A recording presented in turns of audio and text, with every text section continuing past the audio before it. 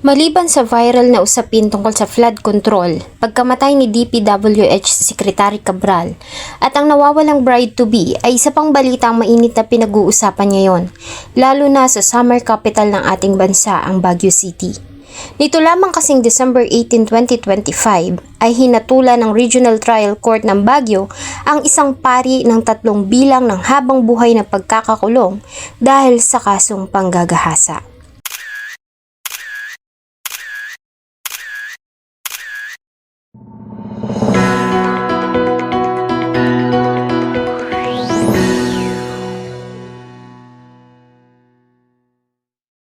Siya si Mark Batolne o mas kilala sa tawag na Reverend Father Mark Batolne.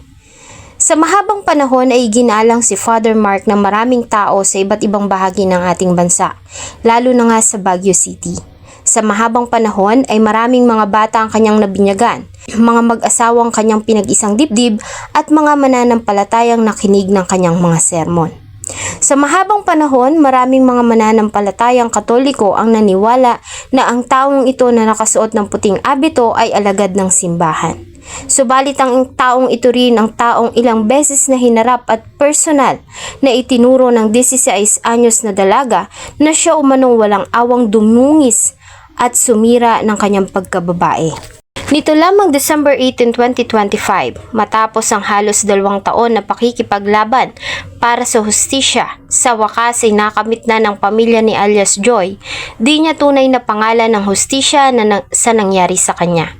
Matapos na basahan ng hatol ng Regional Trial Court ng Baguio City ang akusado na si Father Mark Batolne.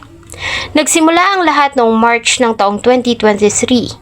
Nang mga panahong iyon, si Father Mark ay nakatalang Finance Administrator ng Diocese of Baguio at General Manager ng Mountain Province Broadcasting Company at ng Montanosa Pastoral Resources Corporation na siyang namamahala ng Porta Vega Mall na nasa tabi ng Baguio Cathedral. Nang mga panahong iyon, si Father Mark ay namamalagi sa Diocese of Baguio Compound. Sa parehong lugar din na malagi ang noon ay 16 years old pa lamang na si Joy. Ang pamilya ni Joy ay nabibilang sa mga mahihirap nating mga kababayan sa Benguet. Sa kabila ng kahirapan ay mataas ang pangarap ng bata. Isa na nga rito ay ang makapagtapos ng pag-aaral at matulungan ng kanyang mga magulang. Subalit naisin man ni Joy na mag-aral ay hindi ito kaya ng mga magulang.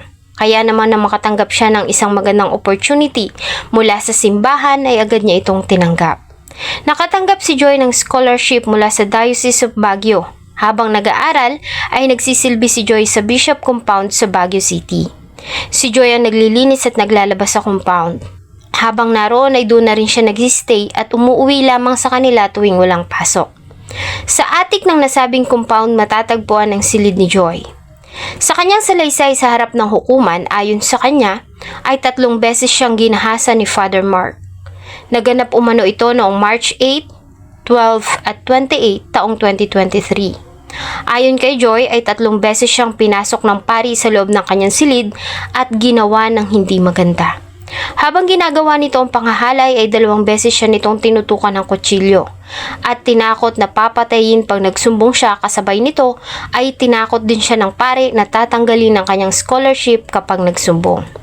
Sa takot ay hindi nagawang magsumbong ng dalaga. Isa pa sa dumagdag sa kanyang iniisip ay ang mahirap nilang kalagayan at natatakot din siya na walang maniwala sa kanya kapag nagsumbong, lalo na nga pari at ginagalang sa lugar si Father Mark.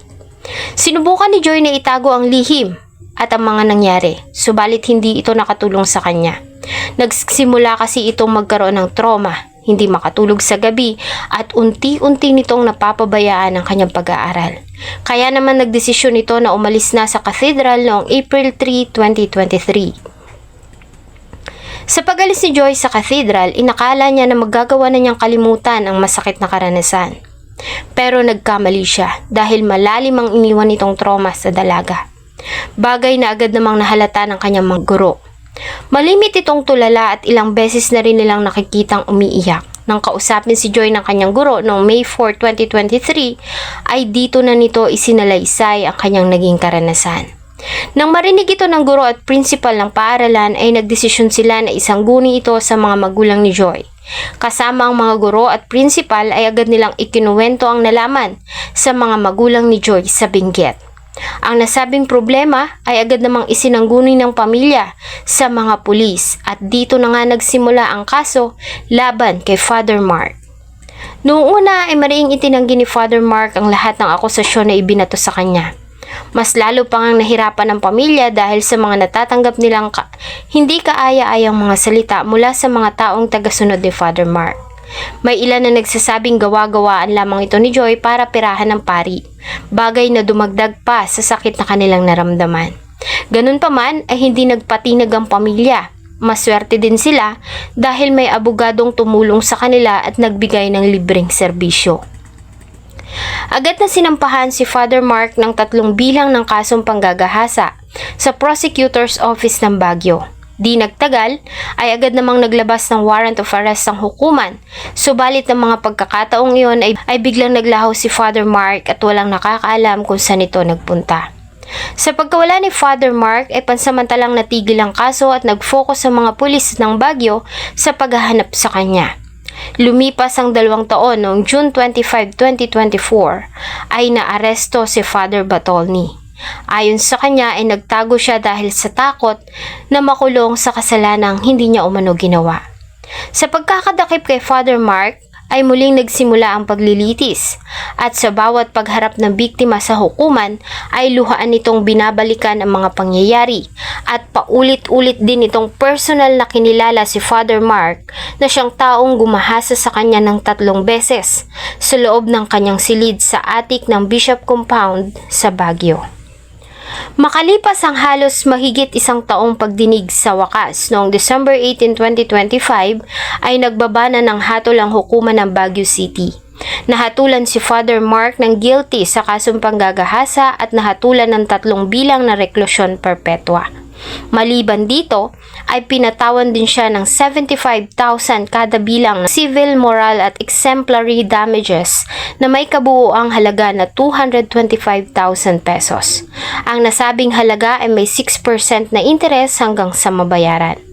Ang nasabing desisyon ay inilabas ni Presiding Judge Modesto Bahol Jr. Ayon sa kanya ay consistent ang naging salaysay ng biktima sa kabila ng mga paulit-ulit na mga katanungan na ibinato dito. Maliban dito ay wala din silang nakikitang dahilan na gagawa ng kwento ang biktima na sisira sa kanyang dangal. Wala ding hininging kapalit ang biktima sakaling iatras ang kaso. Sa halip ay mariin itong pinagdiinan na hustisya ang kanilang kailangan. Kasunod nito ay iniwan din ng biktima ang scholarship niya at natatanggap na suporta mula sa diocese, kaya naman walang nakikitang probable cause ang hukuman na maaaring nagsisinungaling ang biktima. Sa pangyayari ay muli na namang nakatanggap ng mga negatibong komento at naharap na namang muli sa isang iskandalo ang simbahang Katoliko. Ganun pa man paulit-ulit namang sinasabi ng lahat na ang pangyayaring ito ay walang kinalaman sa relihiyon. Ang pagkakamali ni Father Mark at ng iba pang mga pare na naharap sa parehong iskandalo ay walang kinalaman sa simbahan at naway hindi ito makaapekto sa pananampalataya ng marami. Salamat po sa inyong patuloy na pagtangkilik sa atin pong mga videos. Huwag niyo pong kalimutang mag-iwan ng inyong salubin at suggestion sa atin pong comment section. Thank you so much po and see you on my next video.